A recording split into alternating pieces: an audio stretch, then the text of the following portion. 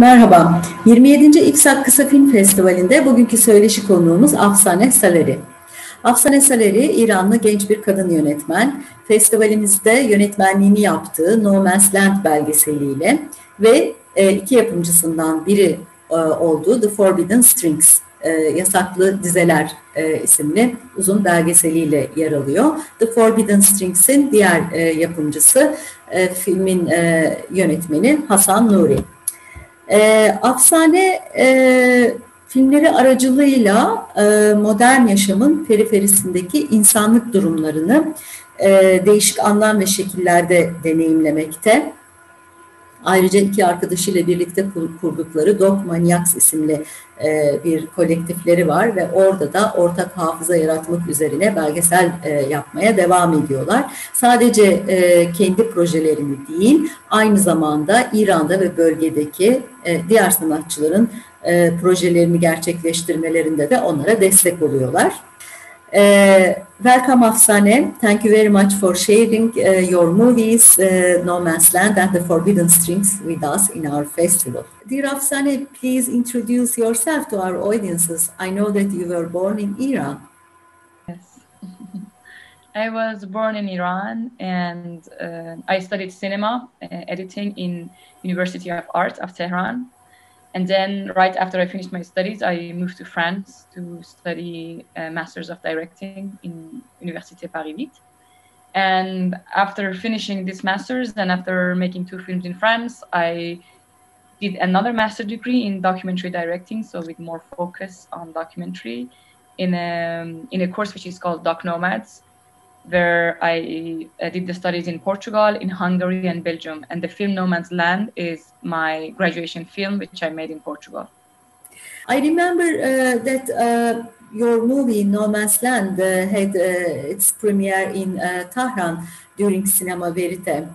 Yes, that was the year that the film premiered in Iran and won the best short documentary in the international section. It's a film, as I said, I did for my graduation in Portugal, and I was very much interested and moved by how in Europe or in West culture in general, all the rituals around death becomes very festive and becomes some sort of a very luxurious product, as if we treat death as something like a capital, like a product. Whereas in Iran, as a Muslim country, all the ceremonies and funerals around this remains very modest. And there's a spiritual part to it, but there's a certain modesty around this, that someone's died and you start pondering and reflecting on the meaning of life rather than decorate it with a lot of beauty or materialism. So that was the initial idea. The difference that was very interesting for me, how in the West it becomes capitalized in a sense and still materialistic rather than the spiritual side. But then once I went to this place and I met the workers and laborers who make coffins, who do embalmment, who do all the preparations actually for the creating this ceremony, I was very moved by the kind of life they had created in this basement around this. All the conversations they have is somehow around life. It's as if that person which is there is actually no one. There's a no man's land. You know, there's something around someone who doesn't exist. And I was very moved by the presence of life between these workers and these laborers in this basement. And for me, the basement really represented some sort of an underground life, you know, the world of these people. So even cinematically, it spoke very much to me. And that's why I spent some time there to shoot this film in a very observational style, as you see, without any intervention as a director. Yes. Dear Afsaneh, this observational style is very good for the audiences, especially for the audiences who want to think about the movie and to go within the movie. I think that it's very good for the audiences to be very active. And I would like to speak about the workers, how indifferent they are about the job they are doing. What do you think about how they protect the workers? How do they protect their mental health? I mean, the indifference we see in the film, which is something I did not necessarily want to insist on it, because as you say, that's part of the profession that they do every day. Yes. So they have to somehow protect their mental health, especially the laborers in the basement. The people who are upstairs, for them, this is the business. They as soon as someone dies, they go to his house and they do all the marketing stuff to sell a more expensive coffin or a more expensive kind of service. But then the ones who are really downstairs and who are really dealing with the dead body, they need to protect themselves mentally in order to sustain a certain mental health, as I said. So, but it happened, for example, there were times when a dead baby would come. Or, for example, there was a day I was there that a very young man came. He had died the day after his wedding. So, like, these kind of things, of course, made them like very, very affected when they were like something particular out of routine, you know, because they had accustomed themselves to a certain routine in order to cope with the difficulties of the work. But as soon as there were some special cases, you could feel the whole basement is now in silence because they were definitely affected. But I could understand why they would develop this sense of indifference, because otherwise they would just feel very miserable. That's a very, very heavy subject to deal with. Dear Afsaneh, about the Forbidden Strings, you have worked with the director of the movie, Hasan Nuri, together. Could you please speak about the production and shooting of this movie, this documentary, The Forbidden Strings? Hasan Nuri, he's also part of the second generation of Afghan immigrants living in Iran, same as his protagonist. And I was saying that the law in Iran, considering foreigners in general and Afghans in particular, you cannot obtain Iranian citizenship even if you're born and raised in Iran. It's not easy to obtain that citizenship. So even though Forbidden Strings, when he went to shoot this film, maybe it was the second or third time he ever visited Afghanistan, he considers himself Afghan. How did you meet Hasan Nuri? In 2015, I went back to Iran and I co-founded a collective with two other filmmaker friends. And we had this idea to use this collective as a place where we can produce our own films and films from other young people in Iran and in the region where they do not necessarily have access to the international scene. So we can probably collaborate in order to bring those stories more into Europe where we were based. And I had this idea to make a film about Afghans in Iran. And I had just started my own project, The Silhouettes, which is also a story based in an Afghan family in Tehran. And through this project, I met Hasan, who was the person who somehow introduced the protagonist of my own film to me. And then as we started like communicating, I realized that he has this project as well, that he wants to shoot a film with these rock musicians who are also Afghans and want to go to Afghanistan to perform a concert.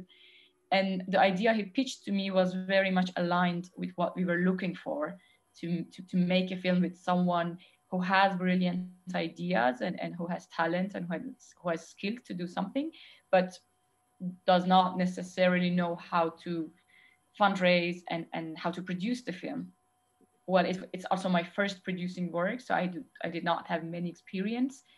But then I think we had enough of trust and courage all together as a collective to him and to the film project to kick off the project. And I'm very happy that we started that collaboration because it eventually ended up to be a good film. Yes.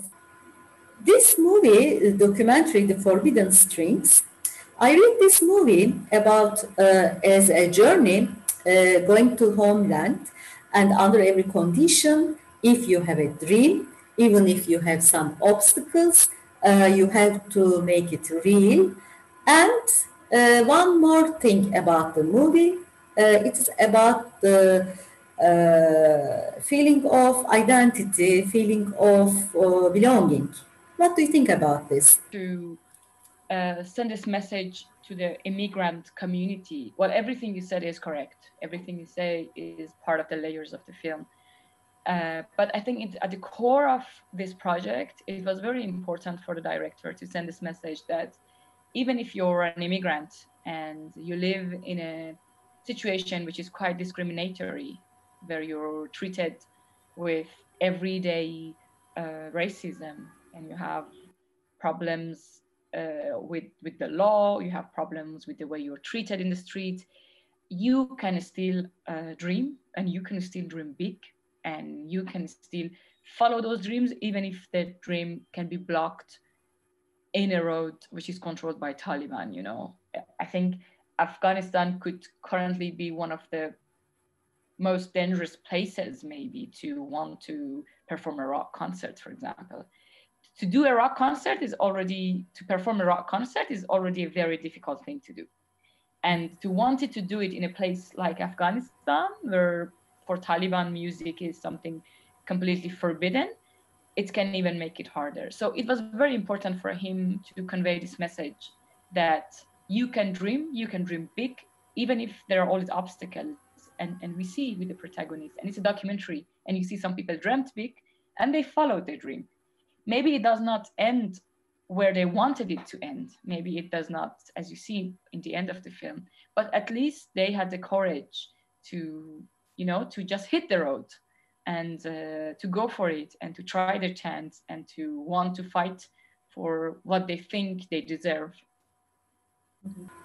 During the journey to Afghanistan, in some point, the shooting is blocked, and it was very dangerous to be there.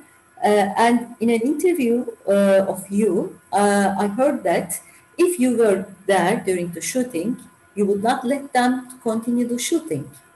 I wasn't involved in the shooting at the time when they were shooting. I was in France, so I was following everything from afar. But then I didn't know that they are going to go through that road. They were supposed to take a plane to go there by flight, as we see in the film. And they told me just after everything finished. Yeah. Which, I mean, well, in the film, it ended as something very dramatic, but then I wouldn't want the crew and the protagonist to put themselves in such a danger. And I think that's the reason they didn't tell me this, because they thought maybe I would block the decision or anything. But would you block?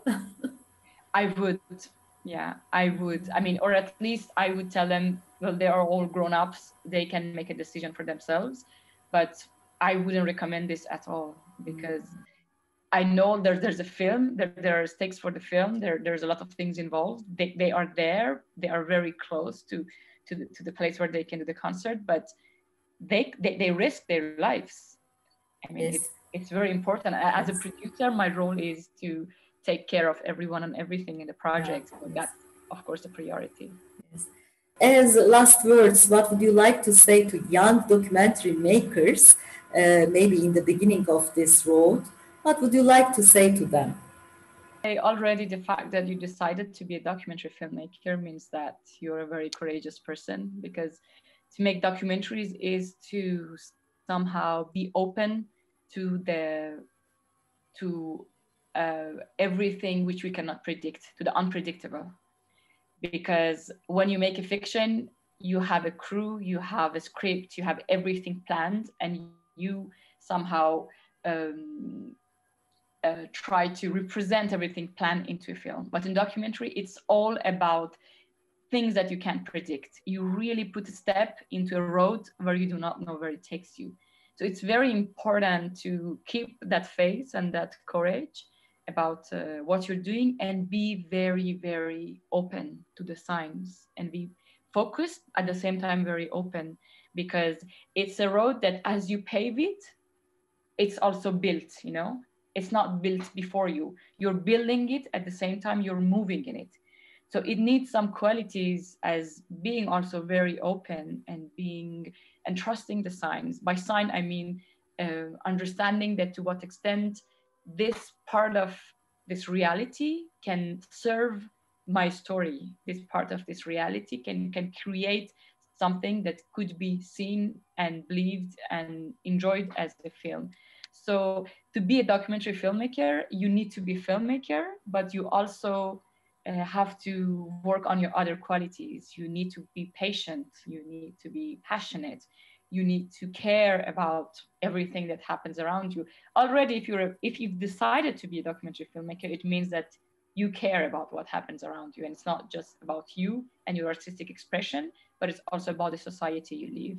So I think these are the things that we have to develop at the same time as we learn how to make films. Sevgili Afsaneh, bu güzel söyleşi için çok teşekkür ederiz. For having selected our films, it's an honor to premiere the films in Turkey with your festival. We are waiting the new projects of you and Hasan. I think Hasan is also developing a new project at the moment. Yes. I think he's developing a new project. Yeah. Thank you very much, Afsaneh. Çok teşekkürler Afsaneh. Have a good day. Bye. Thank you. Bye bye.